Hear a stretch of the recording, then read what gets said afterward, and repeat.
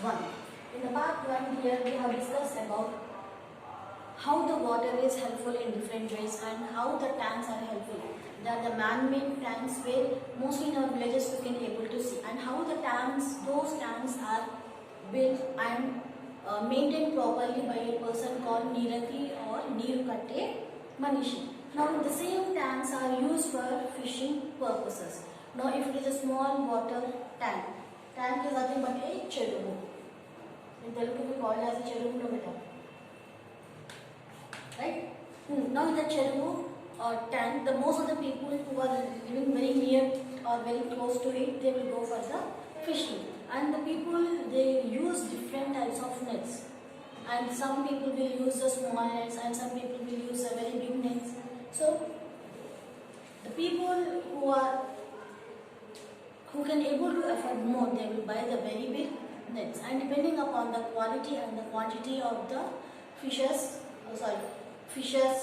like if it is more than 100 grams to 5 kgs of fishes, particular one fish. So for these fishes they will use a big parsha. What is the big parsha? Big parsha is nothing but a very big net. Right? And here we can able to see more than 60 holes, and the holes we call as a kandu. And for the small nets here we have 30 kandu. Regarding these all things we have discussed in the previous class. Now moving to the second part, that is about the ground water.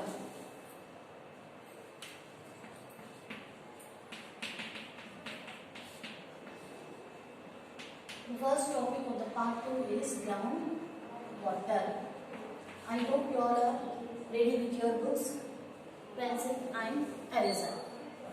What is a ground water? Suppose this is a high level land. From here the water is coming downwards. Now here we can imagine that this, as it is a completely a landform, and the landform have the capacity to hold the more amount of water. Suppose here on this is on both the sides, if we have the plant, if we have the more number of trees, and with the help of those roots also, they can able to capture the more amount of water. And nowadays here we can see there is a heavy rainfall. On the plain road, the water will be flowing directly into the drainages. But where we have the more number of plants in the open area and the land is completely a mud type or a soil type, that land has the capacity to hold more amount of water. In the same way here, when the water is coming down, whatever the capacity of the land is there, it will hold more amount of water. Right? It has the capacity to hold the more amount of water, but when after the observation of the water, the leftover water will be flowing slowly on the top of the land. So here, whenever the water is coming down after absorption or after the consumption, that water is transferred to the small water tanks. Now on both the sides, if we have the trees or plants or grass, the trees have the capacity to hold the more amount of water. And here the top layer of the earth, that is the ground, the surface of the earth, it will act as an aquifer. Why? Because whatever, suppose a water bottle, a water contain different types of dust particles in that. Suddenly if you pour that water on the land, what will happen? All the water content will go inside and all the hard substance will be floating on the, they will remain or they will deposit on the top layer of the earth. So here, page number 27. Rainwater not only flows down the streams or rivers but also slowly goes down into the soil. This water accumulates below the ground in the gaps between the rocks, pebbles, sand, etc. This is the groundwater which we reach through wells and bore wells. Now this is the surface of the earth. Right? Now already in your previous class, in your primary classes, you have learned that the earth consists of 3 types of layers. The top layer is crust, and second one is mantle, and third one is coal. Right? Now on surface, just below, after the surface of the earth here, we can able to see the very huge rocks. A chain of rocks, they are very close to each other. Whenever we are pouring the water, or whenever there is a heavy rainfall or continuous flow of the water, most of the water will be absorbed by the soil. And here what all the rocks are there, these all rocks have the capacity to hold the more amount of water. And whenever we are digging the ground, with the help of the drilling machine, with the help of the tube well, and we can able to recharge whatever water is present inside the rock with the help of the tube well. But the open well is different and the tube well is different. Open well can be done by the manpower, and this drilling machine is a source where we can able to done the tube well. Now rocks have cracks or pores. Now here, what all the rocks are there? Here we have two types of rocks. The rocks which contain the small pores or holes. These rocks have the capacity to hold the more amount of water. And few rocks are there where we can't be able to see the holes or the pores on them. So the rocks which contain the holes or pores, the rocks we call as a pervious rocks.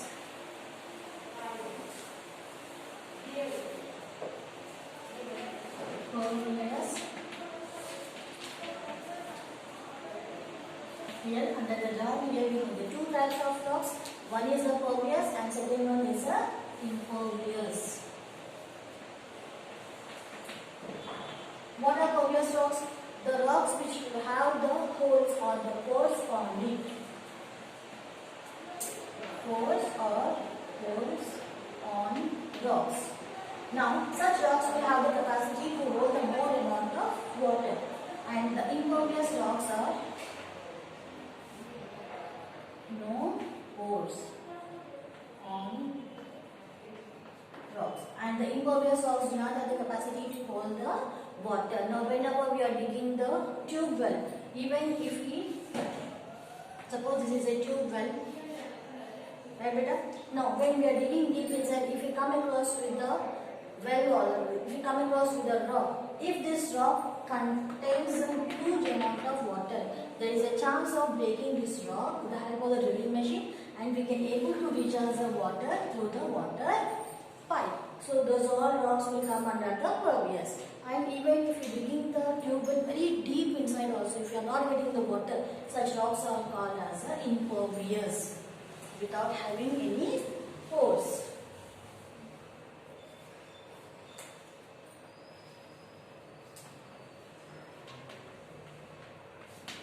Right? Now,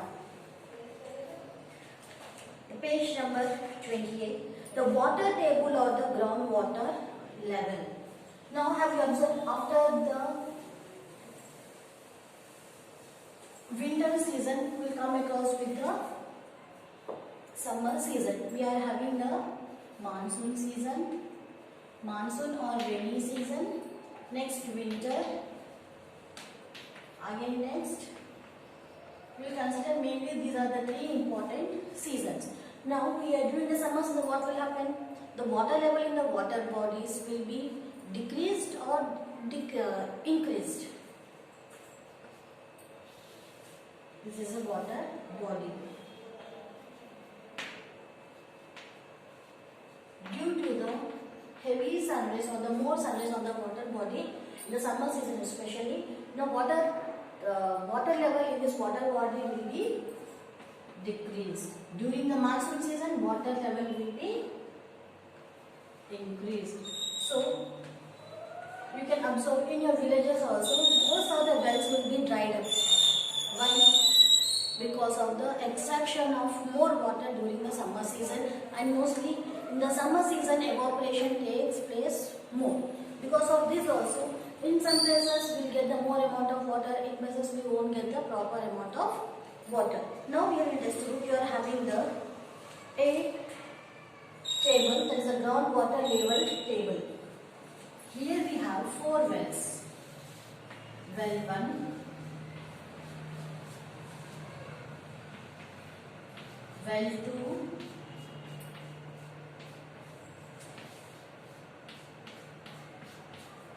well 3 and well 4. This is the 4th well. Now, here you can see water level, especially in the summer season. Mostly during the rainy seasons, most of the wells will be filled with the water. And during the summer season, evaporation will take place from the water bodies, from the plants, even from our body also, evaporation takes place. Now, this is a water table. This is a 0 meter, and here we have the 5 meter and 10 meter. In the first well, you can able to observe the water capacity of the first well is still 5 meters. Now, in the second one, the water capacity is more than 5 meters, and in the third well, the water is around 6 meters, and with the well 4 here, the water level is very deep inside, more than 10 meters. What we have observed in this table, right? The wells which are digged very deep inside, that well have the capacity to hold the more amount of water. This complete area is a land area. Once if we start digging the bores very deep inside, whether it is a tube well or the open well, here we have the capacity to get the more amount of water. Why? Because here at the surrounding areas of all the wells, we can able to observe the land is holding the more amount of water. That's the reason in the 4th well we can able to observe the more amount of water compared to the well 1, 2 and 3. Now here, which well having the more capacity to hold the water and reserve for the longer time? That is a well 4. And which well can able to dry up very fast in the summer season? Here the well number 1. So here, whatever may be the well, depending upon the digging capacity and the well having the capacity to hold the more amount of water. Now here, so this open wells have the capacity to hold the more water during the monsoon season. If it is a heavy rains during the rainy season, this water level in this in this well have the capacity to fill till here. And if it is summer season, the water level in this well soil will be going down. You can observe whenever there is a heavy rain, water level in the wells will be increasing. In the summer season, water will goes down. I hope you have understood this. Now, what are the rocks and groundwater in Telangana?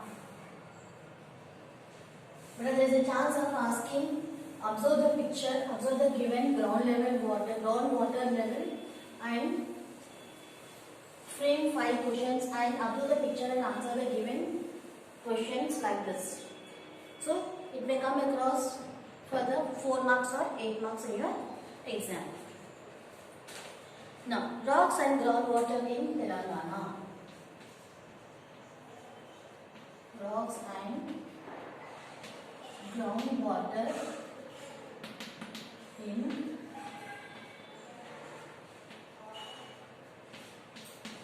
Telangana. Now, most of the rocks under the soil in Telangana consists of granites, which are hard and impervious. But already we had in the previous class we discussed that Telangana is a plateau region. We people are living on the Deccan Plateau, which is also known as a triangular plateau or southern plateau. This is the largest plateau in our country. So here, what's the plateau? We have a table-like structure, and this table-like structure, which is very hard, it doesn't have a capacity to hold more amount of water. Mostly we people are living on a huge rock which consists less amount of water, like less amount of water, and we don't have the pervious rocks here, and people are living on the impervious rocks. The rocks which do not hold the more amount of water, and they all are granites. Granites we know that beta. In our homes we use for the flooring and for the shelves also we use it. Now, however, the top portion of these rocks, about 20 meters, are broken and they carry water. Now here, after the land, till 20 meters only our rocks have the capacity to hold the water.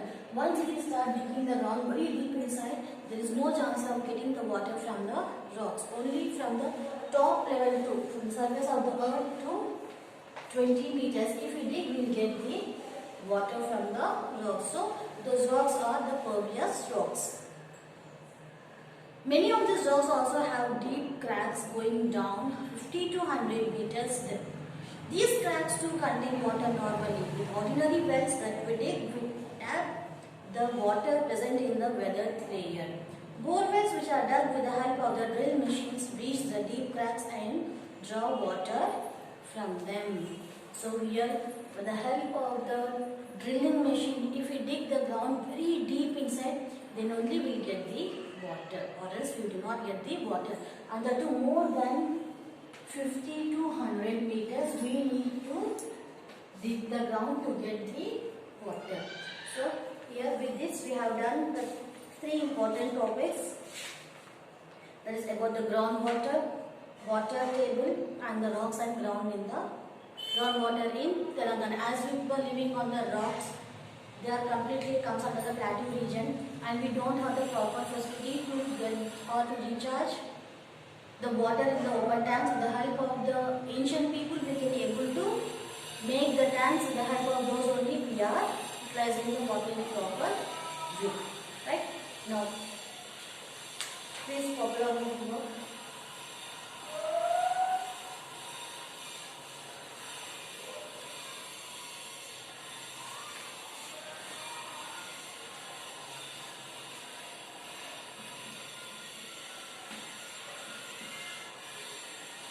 Read page 27 and 28 and do